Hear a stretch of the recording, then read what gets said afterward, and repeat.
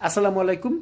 তো একটা রিসেন্টলি একটা স্টাডি হয়েছে, সেই স্টাডিতে দেখা গেছে যে 40% নতুন কানাডিয়ান, মানে যারা নতুন পিআর, তো তারা যেই প্রভিন্সে পিআর পায় আসছে বা যেই প্রভিন্সে প্রথম ল্যান্ডিং করছে সেই প্রভিন্সে তারা থাকতে যাচ্ছে না।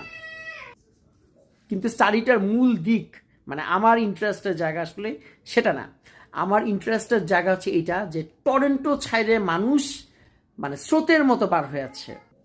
তো এই স্টাডিটার অনুসারে গত 2 বছরে 2,20,000 নতুন কানাডিয়ান টরন্টো ছেড়ে পালায় গেছে, মানে অন্যান্য প্রভিন্সে পালায় গেছে।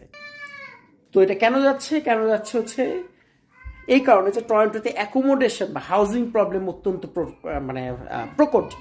মানে বাড়ি ভাড়া অসম্ভব বেশি, বাড়ির দাম অসম্ভব বেশি। তো হাউজিং ক্রাইসিস হচ্ছে কি মূল সমস্যা। তো 2 বছর না হলেও মোটামুটি 3 সাড়ে 3 বছর আগে আমিও টরন্টো ছেড়ে দিছিলাম। তো এই নিউজটাতে আমার সাথে গেল আর কি।